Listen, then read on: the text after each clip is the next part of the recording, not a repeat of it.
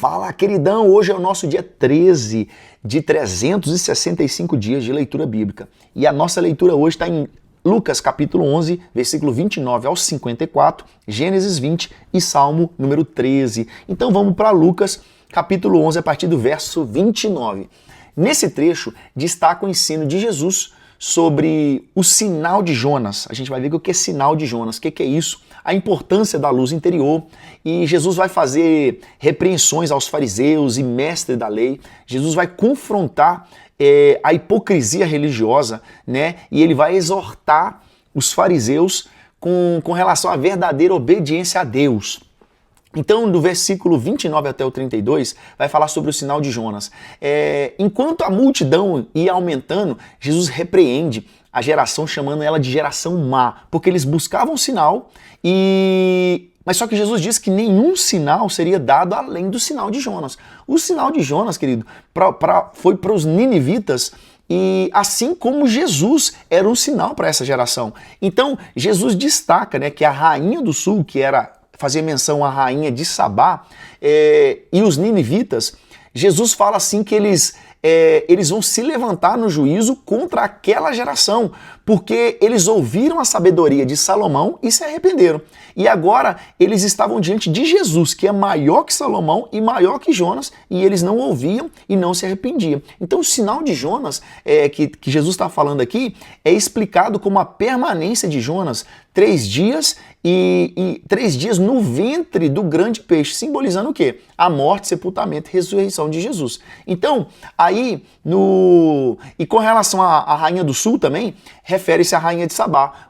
A rainha de Sabá, o que ela fez? Ela viajou distância gigantesca para ouvir a sabedoria de Salomão. Então, aí no versículo 33 até o 36, Jesus ensina que ninguém esconde uma lâmpada debaixo de um vaso, né? Algumas outras traduções vão falar outra coisa, e que essa lâmpada ela deve o quê? Ela deve iluminar. E Jesus compara o olho ao lugar de entrada de luz. E Jesus ele fala o seguinte: se o olho for bom, ele está falando no sentido espiritual, né? Espiritualmente for um olhar puro, né? O corpo será cheio de luz. E de igual modo, se o olho for ruim, o corpo estará em trevas. Então, a lâmpada, em um lugar visível, ela simboliza que os discípulos, eles devem brilhar com a luz de Cristo, refletindo o reino de Deus, num lugar onde essa luz vai fazer bastante diferença, no meio da escuridão. É ali que nós devemos brilhar, né? E o olho, como símbolo da alma, o olho,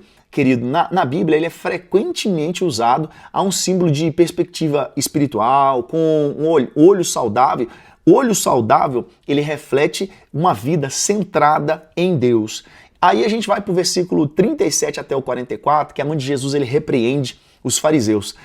Um fariseu convida Jesus, né, para ir para a casa dele, comer uma refeição, e Jesus chega lá e não lava as mãos, que era o ritual, né, do costume ali do povo. E o fariseu fica espantado com isso.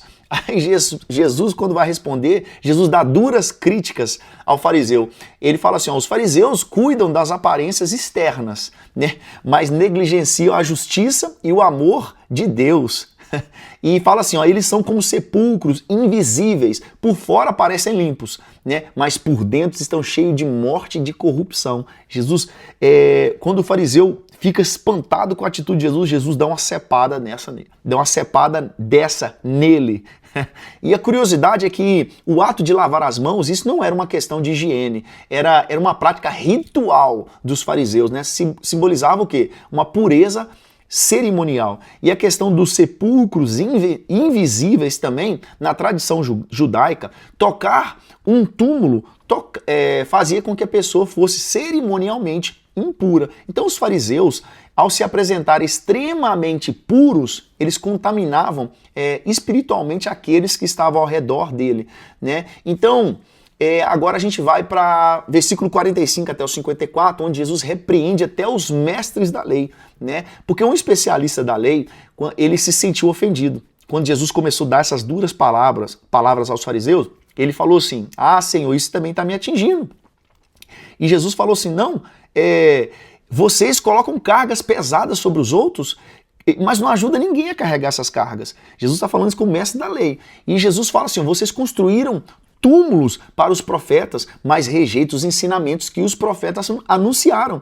Então Jesus fala assim, ó, por rejeitarem a palavra de Deus, vocês são responsabilizados por todo o sangue derramado, desde Abel até Zacarias. E no final, os fariseus e os mestres da lei, eles passam a procurar maneiras de acusar Jesus. É isso que a gente encontra em Lucas. Agora nós vamos para Gênesis capítulo 20. Porém, em Gênesis capítulo 20, nós vamos ver um outro episódio, um outro incidente, onde Abraão, temendo por sua vida, mais uma vez ele apresenta Sara como sua irmã, E isso ocorre em Gerá, onde o rei era Abimeleque, e ele toma Sara para si, mas só que Deus intervém para proteger a promessa. Então, no versículo 1 e 2, Abraão, ele viaja para a cidade, para a região de Gerá, que era um território dos filisteus, E lá ele diz que Sara era irmã dele, temendo que os homens locais matassem ele para ficar com Sara, E o rei, que era Abimeleque, ele toma Sara e coloca Sara no seu harém. Sara, ele fala assim, Sara é minha irmã, Isso aqui é o segundo incidente onde Abraão ele usa, essa conversa, esse jeitinho brasileiro, vamos assim dizer, para falar que Sara era irmã dele. A gente viu isso em Gênesis capítulo 12 e agora a gente está vendo isso aqui de novo em Gênesis capítulo 20, onde Abraão ele fala que Sara é sua irmã. E cara, olha a curiosidade, Sara tinha 90 anos aqui. E ainda Abraão, ele me fala que ela é irmã dele com medo de que eles matassem ele para ficar com Sara. Ela era bonita ou não era? Então Sara era ainda desejável com 90 anos de idade. Isso talvez pode ser atribuído ao cuidado de Deus em preservar a aparência de Sara para cumprir a promessa de gerar Isaac. Então a gente vai ver aqui do versículo 3 e 7, então Sara entra no harém do rei Abimeleque, porém do versículo 3 até o 7 Deus vai intervir, porque Deus aparece a Abimeleque em um sonho, e faz um alerta para ele, você está prestes a cometer um grande pecado ao tomar Sara, pois ela é esposa de Abraão. Deus fala com Abimeleque em sonho. E Abimeleque, ele protesta contra Deus, falando assim, Senhor, eu não sabia, porque ela e ele, os dois falaram que eram irmãos, E Deus reconhece essa integridade de Abimeleque, mas adverte, se você tem que devolver Sara para Abraão para evitar as consequências graves. Essa forma de Deus se revelar através de sonho, no Antigo Testamento a gente via que isso era muito normal. Não era somente aquele que tinha uma relação íntima com Deus, é quem era usado por sonho. Deus avisava grandes líderes, até gentios, através de sonho, como Faraó, Nabucodonosor. Deus usava isso no Antigo Testamento para advertir os grandes líderes por meio de sonhos. A partir daí, versículo 8 até o 13, Abimeleque ele conta para os seus funcionários, ele vai encontrar Abraão, porque ele precisa confrontar Abraão. Por que Abraão fez isso? Então Abimeleque, ele devolve Sara para Abraão e ele questiona Abraão por que Abraão enganou ele. Abraão explica que ficou com medo e pensando que eles matariam ele para ficar com Sara, ele ficou com medo e ele falou isso. E Abraão também revela que Sara, de fato, é meia-irmã dele, Ele explica isso no versículo 12, quando ele fala assim, e na verdade, ela também é minha irmã, filha do meu pai, mas não filha da minha mãe, e veio a ser minha mulher. Então, o medo de Abraão, embora Abraão tivesse visto Deus agir poderosamente na vida dele, Abraão ainda temia pela sua segurança, que revelando a humanidade, cara? Abraão, ele era um cara humano. Então, isso revela o quê? Embora ele conhecesse o agir de Deus poderoso na vida dele, ele ainda temia pela sua vida por causa da humanidade dele, as limitações dele, entendeu? Nesse episódio a gente vai ver que Abraão explica que havia um combinado entre ele e Sara. Desde que ele saiu da casa do pai dele, o combinado era, em qualquer lugar que a gente chegar, eu vou falar que você é minha irmã, porque senão eles vão me matar, porque você é bonita demais. Aí a gente vê, a partir do versículo 14, a restauração de Sara e bênçãos sobre Abraão. Então Abimeleque devolve Sara, juntamente com presentes, gado, servos, terra, e demonstrando a sua boa fé, conforme o que ele tinha falado com Deus, que ele agiu de bom coração.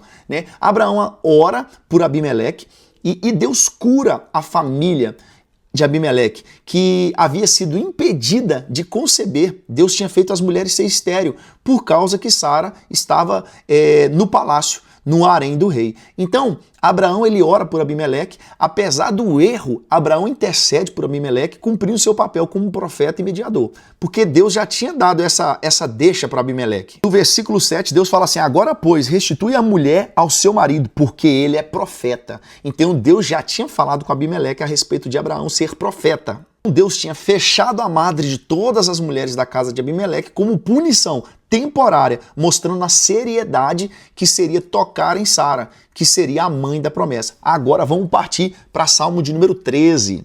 Agora Salmo número 13, que é um salmo também atribuído a Davi, e é uma oração que expressa a profunda angústia e um clamor por socorro, né? Mas termina com Davi mostrando confiança na fidelidade de Deus. E esse salmo a gente vai ver que ele segue um caminho. Primeiro Davi lamenta, depois ele suplica, depois ele louva. Então no verso 1 e no verso 2 é o lamento de Davi, né? Davi ele sente que Deus se esqueceu dele, que escondeu o rosto dele. Ele fala assim: até quando, Senhor? Para sempre te esquecerás de mim? Né? Ele se sente abandonado por Deus e a alma dele sofre, né? E ele é afligido por seus inimigos. Então, essa questão quando Davi fala assim: ah, Senhor, você se esqueceu de mim, isso não quer dizer que Deus literalmente se esqueceu de Davi, mas reflete o sentimento humano de desamparo de Davi, porque Deus parecia meio que distante dele, né? E quando ele fala assim: até quando, Senhor? Essa repetição que ele faz, né? Isso enfatiza a intensidade do sofrimento de Davi, talvez por uma longa espera por alívio. E isso é o lamento de Davi no verso 1 e no verso 2. Aí no verso 3, no verso 4, nós já vimos a súplica de Davi por socorro, né? Davi ele clama para que Deus olhe para ele, fala assim: Senhor, responda, ilumine os seus olhos para que eu não caia na morte. Davi ele pede para que seus inimigos não triunfem sobre ele, né, e não se alegrem com a sua derrota. Então, quando a gente vê isso, né, ilumina os meus olhos, Davi falando isso com Deus, isso pode significar, né, tipo assim, renove as minhas forças espirituais, renove o meu físico, ou uma súplica, né, para que Deus restaure a força e a esperança dele, né. E quando ele fala sobre o triunfo dos inimigos, Davi não apenas teme por sua vida, mas ele também teme pelo impacto da derrota dele com relação à glória de Deus. Tipo assim, ó, Deus deixou que eu fosse derrotado e isso vai meio que pegar mal para Deus. Davi tá tipo falando isso, né? Aí no versículo 5 e 6, Davi expressa a confiança dele em Deus, porque Davi termina o salmo com uma declaração de confiança. Ele fala assim: confio na tua benignidade, o meu coração se regozija na tua salvação. Ele promete cantar ao Senhor, Davi, né? Porque Deus o tem tratado com bondade. Então, isso é o Salmo de número 13. Nos vemos amanhã, no dia 14. Tamo junto, só vem!